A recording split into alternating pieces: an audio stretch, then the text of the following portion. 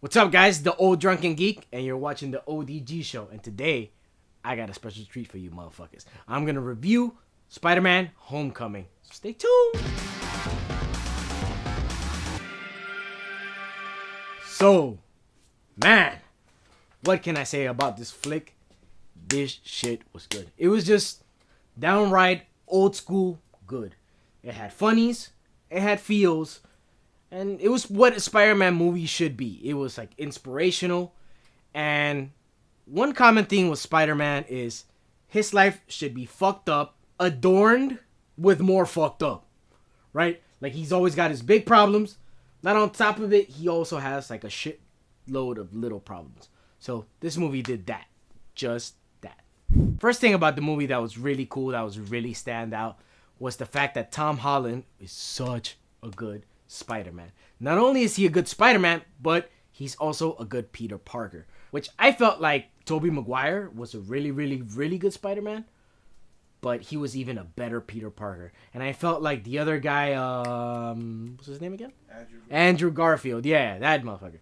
Yeah, I felt like he was an even better Spider-Man, but I didn't think he was that great of a Peter Parker, personally. He was like too cool. It was like, motherfucker, you're supposed to be the nerd. You're like the coolest guy in school. But hey, that's just me. You start the movie with Spider-Man showing the battle from Captain America Civil War through his eyes, and he's recording it on his phone. It's real funny. And it's really cool because we've already seen his origin story. We didn't really need to see it again, and this movie did a great job at introducing him to people who might not have seen him in a couple years, but now they're up to speed. Then you follow Peter Parker through his high school life, which we've never seen in a movie. We've only seen like a little bit in the first Spider-Man and the first Amazing Spider-Man, but his high school life's not really the focal part of his character as it is in this movie, which I thought was really cool because in the comics, as you know, they do put that at the forefront at times. So the villain, let's talk about the villain for a little because Michael Keaton was amazing. He was the Birdman and Batman and something I have never seen Michael Keaton do before. He was just the dopest. I trepidate to call him a villain even just because you see his backstory a little bit and they show you why he's doing what he's doing. And anybody who's seen the movie, you be like, yeah, not that bad of a person, you know, compared to other motherfuckers like Loki's Iago self. You motherfuckers never heard of Othello? Seriously. The whole supporting cast for this movie was just fucking amazing. From all his friends in high school, Ned was hugely influential in like telling you who Spider-Man was before he was Spider-Man, who Peter Parker was, you know, that he was the dorky kid, nerdy kid, and, you know, Ned is kind of like his mirror, the kid who's still that nerdy. He's kind of like the audience in experiencing Peter's changes. You're like, what? And he's all like, what? Like how you would be, like you and I would be one of your friends with Spider-Man. Zendaya's character, Michelle, also was really cool, even though I thought she would have a bigger part. She was funny. She had the quips, she had, you know, the sarcasm, the dry humor. Dry wit. She was really cool. I liked her. Let's talk about his love interest, Liz, in the movie. And the fine young lady that played her, Laura Harrier. I'm just saying, though.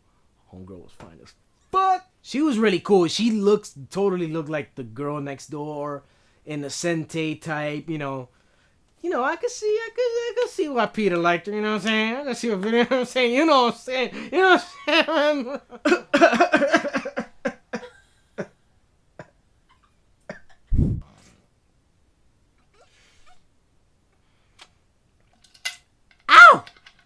That's refilling the web cartridge right there. And the whole thing with Flash Thompson was also really cool because I wasn't expecting, a lot of people were like, you know, I was expecting him to be Indian. I'm like, I don't know, man. I've met swole Indian assholes before, so he could have been Indian. But my thing was like, he was like short and wimpy and he was a douchebag though. He was a total fucking douchebag. So, I mean, it's what Flash Thompson is at the end of the day, which is like a modern take on Flash Thompson, which is cool. Now comes that time for the video. Spoilers! Let's get straight to it, because I know you motherfuckers want to talk about this. People who have seen the movie, the whole Vulture scene where Peter comes to pick up Liz and she figures out that her father is Michael Keaton's Vulture. I mean, that caught everybody off guard.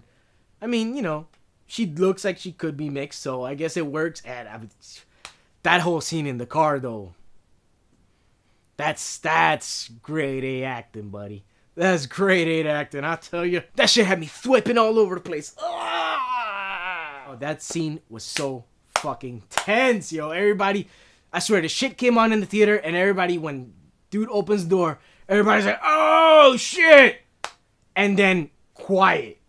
Everybody was just like this the whole fucking ride. Just like Peter would be. Just like Peter was. It was so fucking funny. One of my favorite scenes also was the scene where he got crushed by all that metal, and he had to lift that shit up.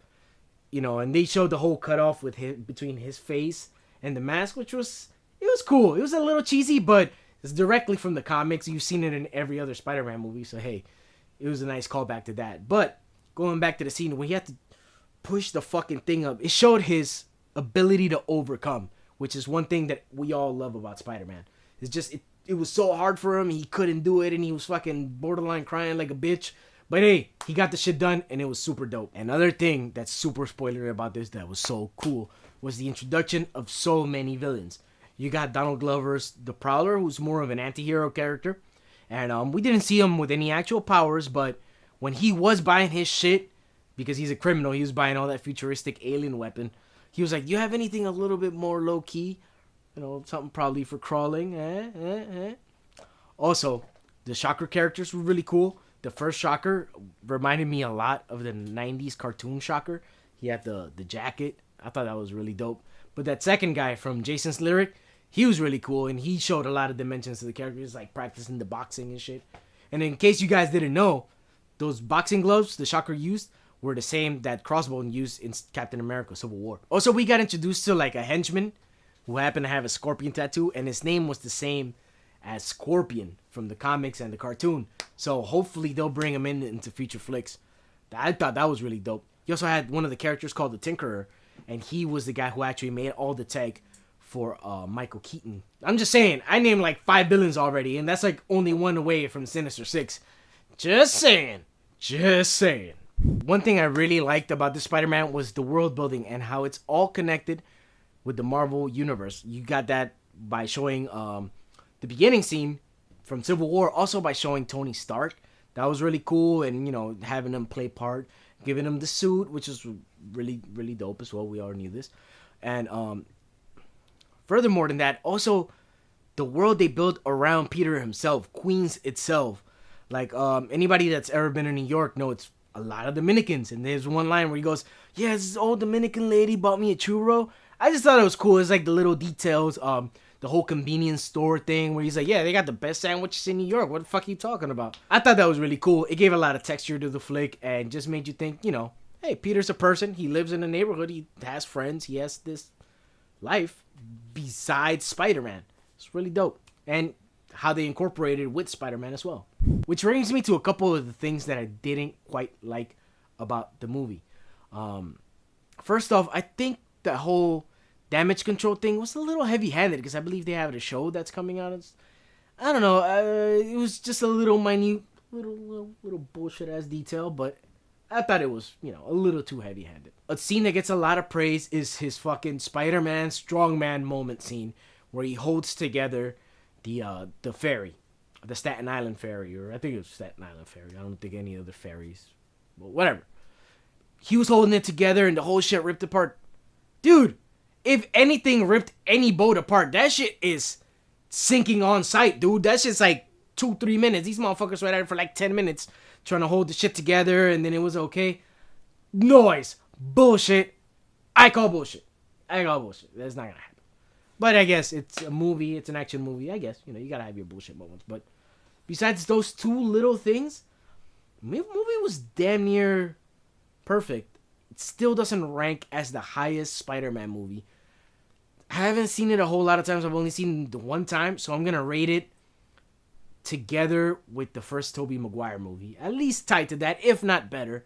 However, I would not say it is better than Spider-Man 2 because that is one of my favorite superhero flicks of all time. Predictions for the next movie. Who will be the villain? Perhaps Sinister Six, eh? You got your Vulture, you got your Prowler, you got your Shocker, you got your Scorpion, probably. All you really need is like Mysterio and Rhino and you're good to go. You can even throw the Tinkerer in there for one of the others. So, hey, who knows? I'd like to see Sinister Six. Perhaps Symbiote. Who knows? He picks it up in space. fucking around with the Avengers and shit. It could happen. Out of everything, I say I give this movie 4 shots out of 5. A solid 4. Can't go wrong with that. Anyways, if you guys have any comments about this video or anything you'd like to see in future Spider-Man videos, did you like it? Did you not like it? Comment below. Also, like the video. Subscribe to the channel. I'm out, bitches. Flipping all over the place.